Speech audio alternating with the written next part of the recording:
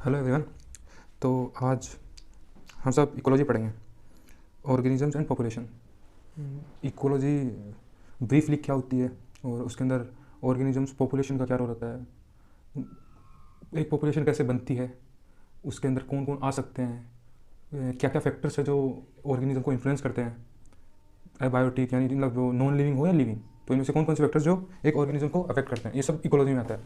तो उसके बाद उसके अराउंड इन्वायरमेंट, तो इसी से हम स्टार्ट करते हैं। तो आप यहाँ पे देखेंगे जो स्टार्टिंग है उसमें बेसिक क्या बताया। तो कुछ सवाल होते हैं, जैसे एक बर्ड होता है, वो आवाज़ कैसे निकालता है, आपने सुना होगा सुबह सुबह कोयल होती है वो कैसे गुनगुनाती है। एक मुर्गा होता है वो कैसे कू कू करता है। तो एक ये बेसिक फिनोमिना है, सब सुनते हैं पर किसी ने ये पूछा नहीं कभी कि ये कैसे होता है और ये वो क्यों करते हैं। तो यही चीज़ें इकोलॉजी में अपने को बताई जाती है। तो स्टार्ट करते हैं। तो सबसे पहला क्वेश्चन जो आपसे क्या पूछ सकता है, तो इकोलॉजी के 4 लेवल्स जो इकोलॉजी में हो सकते हैं। तो क्या क्या हो सकते हैं, पहला है ऑर्गेनिज्म, पॉपुलेशन, कम्युनिटीज़ और उसके बायोम्स। तो उससे रिलेटेड अब ऑर्गेनिज्म और उसके आजू बाजू का इन्वायरमेंट, उसमें क्या क्या आ सकते हैं। तो डेजर्ट हुए, ग्रासलैंड्स हुए, ट्रॉपिकल फॉरेस्ट हुए, और भी आप जैसे आइसलैंड हुआ। तो ये जो चीज़ें हैं और इसके अंदर जो जो ऑर्गेनिज्म रहते हैं उनके बारे में यहाँ पे जो चार्ट है कि वो क्या क्या कैसे इफेक्ट करते हैं, उसमें कितनी पॉपुलेशन रह पाती है और कितने डिग्री टेम्परेचर से वो कैसे इफेक्ट होता है, यहाँ पे ये बताया। एक मेन क्वेश्चन होता है जो मेनली पूछ लेते हैं, तो उसी से हम स्टार्ट करेंगे। तो यहाँ पे बता रखा है पर्सिपिटेशन। तो ये पूछ सकते हैं पर्सिपिटेशन क्या होता है। तो पर्सिपिटेशन होता है बारिश होना और साथ में उसके साथ स्नो भी होना। तो स्नोफॉल और बारिश दोनों को मिला के पर्सिपिटेशन होता है। तो उसी के लेवल के हिसाब से यहाँ पे जो ग्राफ बना गया है इसके अंदर यहाँ पे आपको वो डेजर्ट को मार्कआउट कर देगा, ग्रासलैंड को ऐसे मार्कआउट कर देगा और ये पूछ सकता है कि क्या कौन सी जगह है। तो आपको इसको थोरली रिकॉल करके रखना है। अब आगे बात करते हैं कि कौन कौन से एबायोटिक फैक्टर्स हैं, यानी कि नॉन लिविंग फैक्टर जो एक ऑर्गेनिज्म को इफेक्ट कर सकते हैं।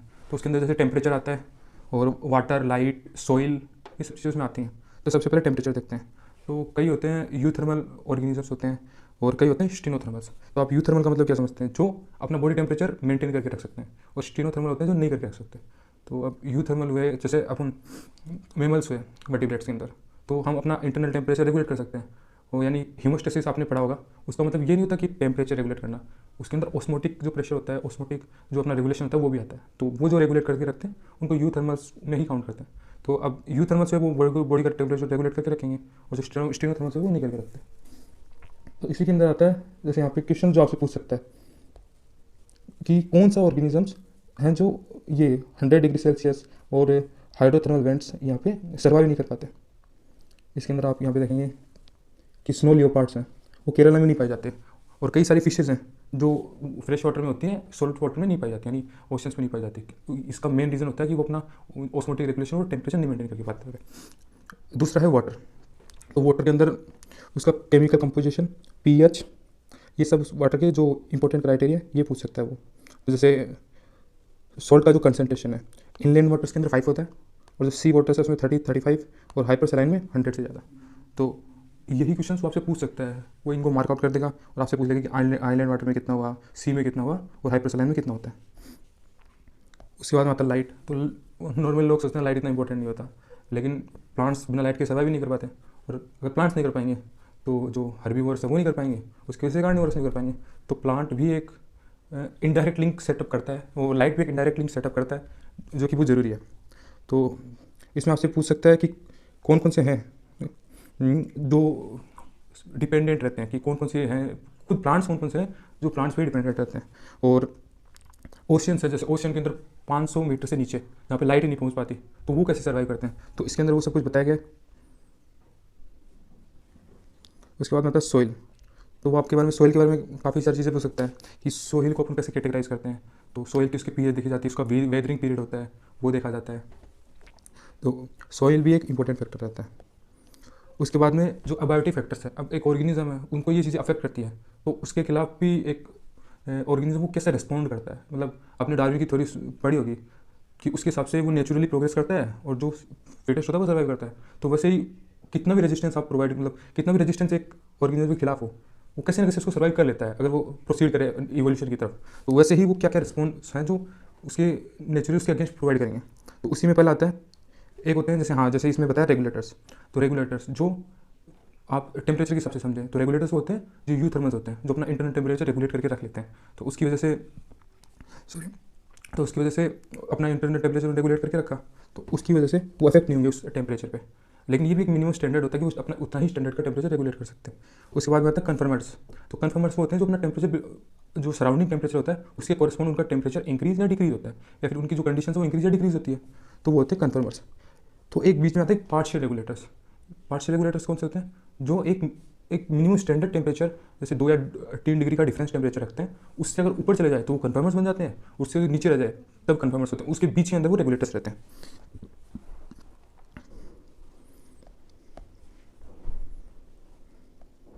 उसके ये दो ये कन्फर्मर्स और रेगुलेटर्स है। उसके बाद में और कैसे कोप अप करते हैं? अब जैसे माइग्रेटर्स होते हैं, तो माइग्रेटर्स आपने भरतपुर के नेशनल पार्क में बहुत सुना होगा, तो जो वहाँ से साइबेरियम से बर्ड्स आते हैं वो वहाँ पर माइग्रेट करते हैं। तो वैसे ही काफ़ी सारे और भी एनिमल्स होते हैं जो एक सीज़न से दूसरे सीज़न माइग्रेट करते हैं कि वो अपनी इन्वायरमेंटल कंडीशन से कोप अप कर सके। बाकी होते हैं जैसे सस्पेंडर्स। सस्पेंडर्स क्या होते हैं? सस्पेंडर्स में वो होते हैं जो आपने सुना होगा, जो बैक्टीरिया होता है उसको मारने का ट्राई किया जाता है, तो वो एक वेजिटेटिव स्टेट में चले जाते हैं, जैसे स्पोर्ट्स बना देते हैं, वो कुछ टाइम के लिए वेजिटेटिव स्टेट में रहते हैं कि वो इन्वायरमेंटल कंडीशन या जो अनफेवरेबल कंडीशन है उससे वो कोप अप कर चुका है, तो वो होते हैं सस्पेंडर्स। तो उसी तरह आपने सुना होगा कि जो बीयर्स होते हैं वो विंटर सीजन के अंदर हाइबरनेट कर लेते हैं, तो वो भी एक तरह की कोप अप सिचुएशन है कि वो कैसे उसको उन फैक्टर्स के खिलाफ रेस्पॉन्ड करते हैं। उसके बाद में आता है अडेप्टेशन, कि वो कैसे अडेप्ट करते हैं इन्वायरमेंट के खिलाफ। तो काफ़ी तरह के अडेप्टेशन होते हैं। वो अपना बिहेवियरल अडेप्टेशन कर सकते हैं, मॉर्फोलॉजिकल अडेप्टेशन कर सकते हैं और फिजियोलॉजिकल अडेप्टेशन कर सकते हैं। तो इनके एग्जांपल्स, तो सबसे पहले मॉर्फोलॉजिकल लेते हैं। तो यहाँ पे देखेंगे मॉर्फोलॉजिकल में काफ़ी सारे प्लांट्स होते हैं जो अपने जो स्टोमेटा होता है उनका वो अंदर रहता है, मतलब जैसे आप ये उसका स्टेम है, तो जो नॉर्मली उन ये लीफ या स्टेम मान लीजिए, जो स्टोमेटा ऊपर होना चाहिए था वो उसके अंदर संकर रहता है, यानी अंदर की तरफ रहता है, तो उससे वाटर ज़्यादा वाइब्रेट वो वेपोरेट नहीं होगा, तो कंजर्व करेंगे वो वाटर को। तो ये एक मॉर्फोलॉजिकल फिनोमिना होगा। और जैसे उपोन्शिया होगा, उसके अंदर कोई लीव्स नहीं होती, तो लीव नहीं होती तो जो उसका स्टेम होता है वो ही एज ए फोटोसिंथेसिस के लिए रिस्पॉन्सिबल होता है, तो लीव्स नहीं होंगी तो उस अपनी सर्फेस एरिया को कम रखेगा, तो वाटर को कंजर्व करेगा।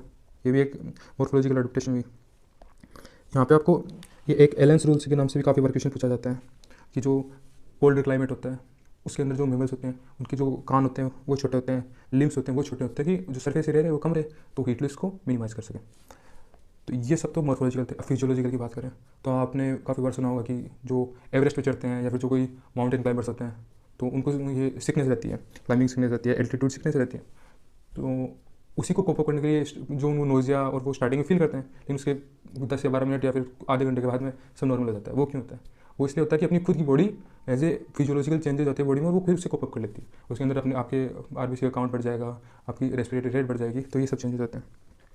उसके बाद में आता है ये फिजियोलॉजिकल हो गया, मॉर्फोलॉजिकल। अब बिहेवियरल चेंजेस हुए, तो जैसे बिहेवियरल चेंजेस में क्या होगा, जो डेजर्ट लिजार्ड्स होते हैं वो जैसे उनको ठंड लगती है तो सनलाइट के अंदर चले जाते हैं, और जैसे उनको लगता है कि बहुत ज़्यादा गर्मी हो गई तो वापस छाया में आ जाते हैं, तो ये एक एज ए बिहेवियरल चेंज आप मान सकते हैं। उसके बाद में आता है पॉपुलेशन। तो पॉपुलेशन होती क्या है? पॉपुलेशन एक ग्रुप ऑफ ऑर्गेनिज्म से, एक ही स्पीसीज़ के भी हो सकते हैं, डिफरेंट स्पीसीज़ के भी हो सकते हैं, जब वो एक जगह पे आ जाए तो उसको पॉपुलेशन बोलेंगे।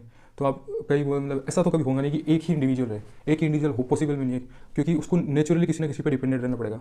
जैसे आपने जैसे एक शेर हुआ, वो शेर जिंदा नहीं रह पाएगा अगर उसको ये हिरण नहीं मिला, और हिरण हुआ वो जिंदा नहीं रह पाएगा उसको अगर घास नहीं मिला, तो सबको एक दूसरे पर डिपेंडेंट रहना ही पड़ता है।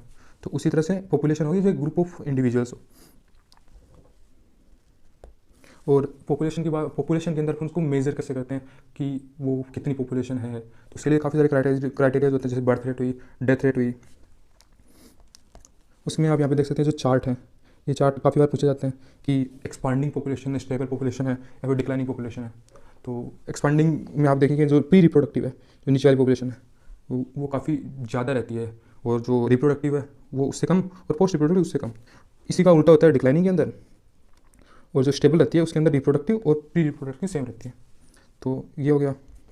इसमें एग्जाम्पल के तौर पे आप डिक्लाइनिंग के अंदर जो जापान और ये ईरान जैसे नेशन है जहाँ पे मेनली जो पोस्ट रिप्रोडक्टिव पॉपुलेशन है वो ज़्यादा रहती है। उसके बाद में आता है पॉपुलेशन डेंसिटी, कि एक मतलब कितनी पॉपुलेशन है। जो पॉपुलेशन डेंसिटी टेक्निकली एक कितनी पॉपुलेशन एक लोकेशन पे है, उसको पॉपुलेशन डेंसिटी की तरह देखते हैं अपन। लेकिन पॉपुलेशन डेंसिटी ही एक पर्टिकुलर क्राइटेरिया नहीं है जो आप मेजर करके बता सकें कि ये बेनिफिशियल है या फिर हार्मफुल है। तो क्योंकि काफ़ी सारे, जैसे एक पेड़ है बहुत बड़ा, बेनियन पेड़ है, तो वो बहुत बड़ा है और उसी के आजू बाजू 50 छोटे छोटे पेड़ हैं, तो आप क्या बोलेंगे कि वो पेड़ बड़ा है, मतलब ज़्यादा वो एरिया या फिर ज़्यादा पॉपुलेशन किसकी है? तो आप ये तो नहीं बोल सकते कि जो छोटे छोटे पेड़ हैं उनकी पॉपुलेशन ज़्यादा है, क्योंकि मेन जो बड़ा बेनियन ट्री है वो ज़्यादा सरफेस एरिया प्रोवाइड कर रहा है और वो बायोमास भी उसका ज़्यादा है। तो काफ़ी सारे अलग क्राइटेरिया जो होते हैं, जैसे बायोमास हुआ, जो कि इन सब चीज़ों में मतलब जो एक पॉपुलेशन को डिफाइन करने में यूज़ होते हैं। उसके बाद में आता है पॉपुलेशन की ग्रोथ कैसे मेजर होती है। तो पॉपुलेशन की ग्रोथ के लिए अपन ये इसमें उसके कैलकुलेशन बेस्ड क्वेश्चन पूछ सकता है, फिर वो फॉर्मूलाज पूछ सकता है। तो वैसे पॉपुलेशन ग्रोथ को अपन मेजर कर सकते हैं। तो एक होती है नेटेलिटी की कितनी बर्थ हुई, मोर्टेलिटी की कितनी डेथ हुई, वहाँ पे कितने इमिग्रेंट्स थे और कितनी इमिग्रेशन हुए। तो आप इस चार्ट में देख सकते हैं कि जो यहाँ पे नेटेलिटी और इमिग्रेशन ये दोनों पॉजिटिव हैं और जो मोर्टेलिटी और इमिग्रेशन है ये दोनों नेगेटिव हैं। तो पॉपुलेशन डेंसिटी आप इस फॉर्मूले से कैलकुलेट कर सकते हैं। यहाँ पे जो नई पॉपुलेशन है वो होगी पुरानी population plus birth plus immigration minus death plus immigration. तो इससे आप नई पॉपुलेशन या पॉपुलेशन कितनी बड़ी, पॉपुलेशन कितनी ग्रोथ हुई वो फाइंड आउट कर सकते हैं। उसके बाद में आते हैं ग्रोथ मॉडल्स। तो ग्रोथ मॉडल कैसे होते हैं? एक होता है एक्सपोनेंशियल ग्रोथ मॉडल और एक होता है लॉजिस्टिक ग्रोथ मॉडल। तो एक्सपोनेंशियल क्या होता है? तो एक्सपोनेंशियल ग्रोथ मॉडल के अंदर अपन ये मान के चलते हैं कि जो रिसोर्सेज हैं वो इन्फिनाइट रिसोर्सेज हैं, मतलब कभी ख़त्म ही नहीं होंगे, तो उसके अंदर वो एक्सपोनेंशियली ग्रो करेगा। तो पर ये प्रैक्टिकली पॉसिबल नहीं है, क्योंकि कभी ना कभी वो ख़त्म होंगी। तो इस ग्राफ में आप देख सकते हैं कि यहाँ पे जो ये वाला ग्राफ है ये एक्सपोनेंशियल को डिफाइन करता है। तो ये कैसा ग्राफ है? ये जे शेप ग्राफ है। इसके अंदर यहाँ पे आप इसका फॉर्मूला भी देख सकते हैं कि जो ग्रोथ है पर टाइम के हिसाब से होता है birth rate minus death rate into previous population. और यहाँ पे birth rate minus death rate को आर से सिम्बलाइज किया गया और यहाँ पे डिफरेंट वैल्यू दे रखी है आर की। वो अगर आपसे पूछ भी सकता है कभी, जैसे नॉर्वे के रेट के अंदर आर की वैल्यू 0.015 होती है, फ्लोर बीटल के अंदर 0.125 होती है और आर की वैल्यू ह्यूमन पॉपुलेशन में 0.0205 होती है इंडिया के अंदर। वहीं पे ये इसको इस तरह से भी दे सकता है कि जो प्रेजेंट पॉपुलेशन है वो इंटू इंट्रिंसिक रेट जो आएगी और जो बेस वैल्यू ऑफ लेवल जो नेचुरल लेवल है उसके हिसाब से जो ग्रोथ है वो कितनी हुई या फिर डेंसिटी है इस टाइम के अंदर वो कितनी है, उसके लिए ये फॉर्मूला दे रखा है। ये भी पूछ सकता है वो कभी आपसे। तो हाँ, कि जो मैंने आपको बोला था कि एक्सपोनेंशियली कभी पॉसिबल नहीं है, तो उसका एक बहुत अच्छा एग्जांपल भी रखा है यहाँ पे कि एक किंग है और एक मिनिस्टर है कि वो दोनों चेस खेलने के लिए बैठते हैं। तो किंग अपने दोस्त में बोल देता है कि तुम मांगो क्या मांगोगे, अगर तुम जीतते हो तो तुम वो ले लेना और मैं जीतता हूँ तो कुछ नहीं। तो मिनिस्टर बोलता है अगर मैं जीतता हूँ तो मुझे इसके अंदर जो 64 बॉक्सेज हैं उनकी मल्टीप्लाई, उसके अंदर जितने अपन मल्टीप्लाई करते हैं उतने वीट की ग्रेन्स चाहिए मेरे को। तो वो बोलता है ठीक है, और लास्ट में मिनिस्टर जीत जाता है। तो उसको हर दिन, जैसे पहले दिन उसको 1 ग्रेन देना था, फिर दूसरे दिन 2, तीसरे दिन ऐसे 4, चौथे दिन 8, फिर 16, तो ऐसे उसको मल्टीप्लाई में देने थे। तो उसको पता चलता है कि जब तक वो 32 पे आया उसका किंगडम भी बर्बाद हो चुका था। तो इसका मतलब है कि एक्सपोनेंशियली कभी पॉसिबल ही नहीं, क्योंकि वो एक एंड टाइम पे आके वो खत्म हो जाएगा। तो इसी का एग्जाम्पल था। फिर आता है लॉजिस्टिक ग्रोथ। लॉजिस्टिक में एक क्रिटिकल पीरियड आता है जिसको अपन बोलते हैं कैरिंग कैपेसिटी, की उतनी ही कैपेसिटी है उसके बाद में जो ग्रोथ हो रही थी वो इक्वल हो जाएगी, क्योंकि उसी की ग्रोथ हो रही थी वो इक्वल हो जाएगी, क्योंकि फिर डेथ होने स्टार्ट हो जाएगी। तो ये दोनों फिर इक्वल कैरिंग कैपेसिटी पे आ जाते हैं। तो इस ग्राफ में आपको बता रखा है कि जो ये लाइन है ये है कैरिंग कैपेसिटी, कि वो इससे ऊपर जा ही नहीं पाएगा कभी, क्योंकि जो डेथ है वो उसके बराबर हो जाएगी, बर्थ के बराबर। तो इसके अंदर आपको ये फॉर्मूला पूछ सकते हैं।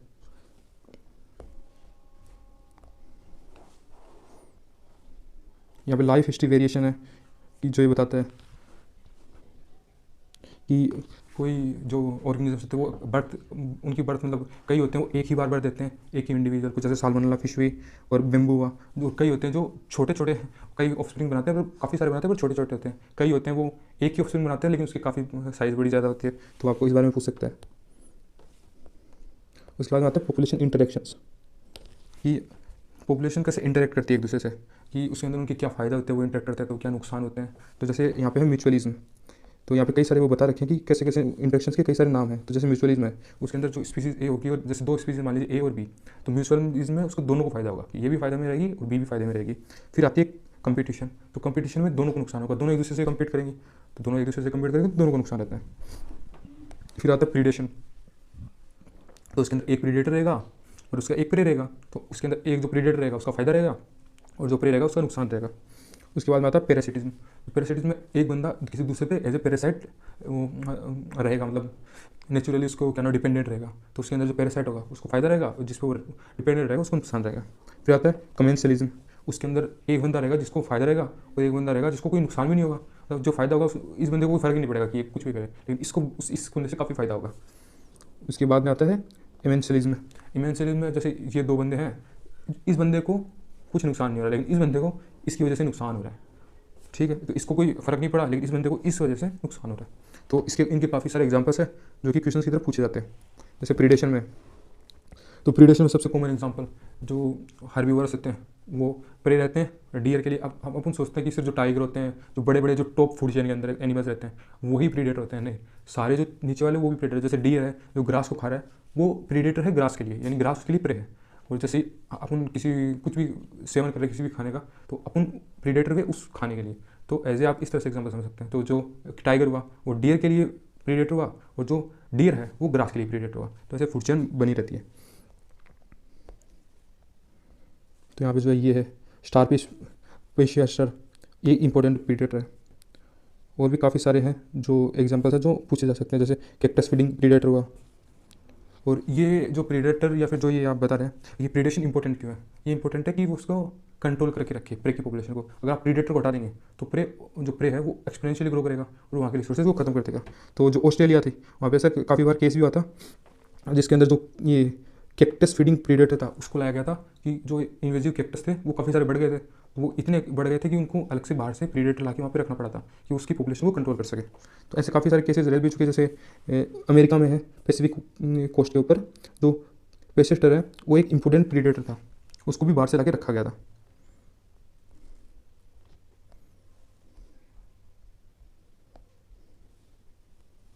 उसके बाद में है मोनार्च बटरफ्लाई।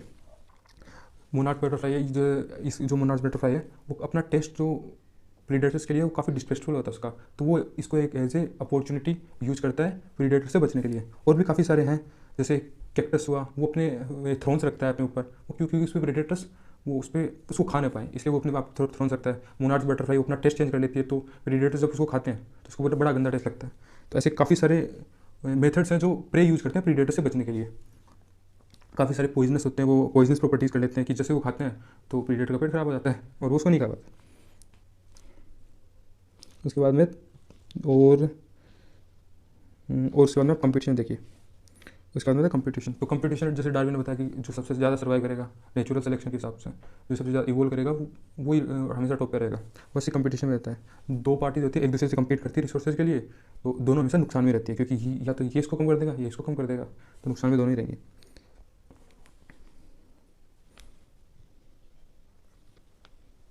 तो स्टार्टिंग में बताया गया था कि जो सेम स्पीसीज़ है वो ही हमेशा कम्पीट करेंगे, लेकिन ये हमेशा सही नहीं होता। कई बार जो अनरिलेटेड स्पीसीज़ होती हैं वो भी एक दूसरे के साथ कम्पीट कर सकती है। जैसे यहाँ पे फ्लेमिंगोज है, क्या नाम है, अमेरिका के जो लेक्स के अंदर जो फ्लेमिंगोज थे और वहाँ की जो शिप थी उस दोनों की दोनों जो जू प्लैंक्टन्स है उनके लिए कम्पीट कर रही थी।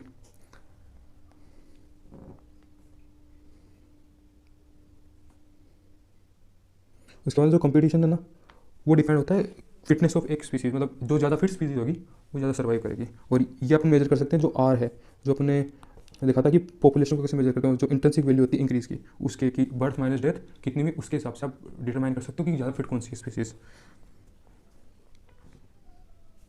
और बोला मतलब आप सोचोगे कि दो कम्पीट कर रहे हैं तो वो कम्पीट करके एक दूसरे को नेचुरली खत्म कर देंगे, लेकिन ये हमेशा सही नहीं होता। कई बार क्या होती है कि दोनों स्पीसीज़ कम्पीट करती है और एक टाइम आता है कि दोनों एक एग्रीमेंट पे आ जाती है, खुद का नुकसान किसी को नहीं देखा जाता, तो वो दोनों एक एग्रीमेंट पे आएंगे और एग्रीमेंट पे आने के बाद में वो अपने आप को बैलेंस आउट कर लेंगे। तो ऐसा काफ़ी बार देखा भी गया है,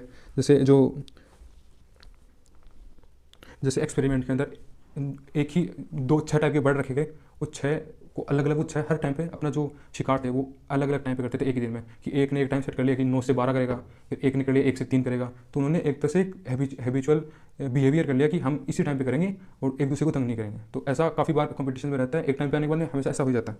तो इसमें क्वेश्चन पूछ सकता है कि जो एल्पिंगो टोटोइज है वो कब एलिमिनेट हुए, तो उसके अंदर था कि जब उनको वहाँ पे गोट्स ला दी गई तो जो टोटोइज को थी वो ग्रास नहीं मिली खाने को, क्योंकि गोट्स तेज जोड़ती थी वो सारी ग्रास पहले खा लेती थी, टोटोइज बेचारे पीछे रह जाते थे। उसके बाद में और भी यहाँ पे काफ़ी सारे एग्जांपल्स दे रखे हैं कि जो कॉर्नेल्स एलिगेंट फील्ड एक्सपेरिमेंट था उसने जो किया स्कॉटलैंड के अंदर, कि ज़्यादा सुपीरियर बार्निकल था, वो जो छोटे बार्निकल्स यानी ये इंटरस्पीसीज का बता रहा है कि जो सुपीरियर बार्निकल्स थे वो जो लेसर बार्निकल्स थे उनको धीरे धीरे उनसे कम्पीट करके उनसे रिसोर्सेज अपनी तरफ ले रहे थे, तो दोनों एक दूसरे से कम्पीट करते थे, एक्सक्लूड कर दिया उन्होंने जोन से।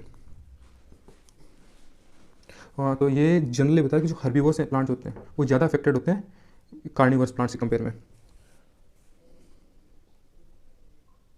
हाँ, जो मैंने अभी आपको बताया कि गोल्स के कम्पिटिटिव एक्सक्लूजन प्रिंसिपल के हिसाब से दो स्पीसीज़ कभी भी कंपटीशन के अंदर सर्वाइव नहीं कर पाती, तो वो पहले वैसा माना जाता था, लेकिन अब वो एक्सपेरिमेंट्स के थ्रू प्रूव कर दिया गया कि ऐसा नेसेसरी नहीं होता। अब आता है पैरासिटिज्म। तो मैंने आपको बताया कि जैसे पैरासाइट में क्या होता है, एक पैरासाइट होता है वो जो मेन होस्ट रहता है उस पर डिपेंडेंट रहता है, तो उसके अंदर जो पैरासाइट होता है उसका फ़ायदा होता है, जो होस्ट होता है उसका नुकसान होता है। तो पैरासिटिज्म में काफ़ी सारे होते हैं, जो होस्ट होता है वो इंटरमीडिएट हो सकता है, पैरासाइट होते हैं उसकी कई अलग अलग लाइफ स्टाइल्स होती हैं, वो साइकिल्स होती हैं लाइफ के अंदर, कि वो अपनी सेक्सुअल साइकिल अलग होती है और जो उसकी नॉर्मल लाइफ साइकिल वो अलग होती है। तो जो होस्ट हो सकते हैं काफ़ी सारे, जैसे मलेरिया के अंदर है जो एनाफिलिस मॉस्किटो है, उसके लिए सेक्सुअल साइकिल उसके अंदर वो होती है, और जो ह्यूमन है वो उसका इंटरमीडिएट होस्ट होता है।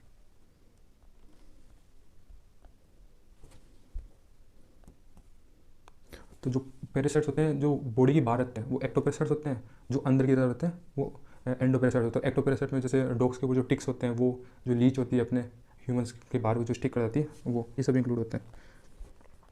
एक होता है ब्रूड पैरासिटिज्म।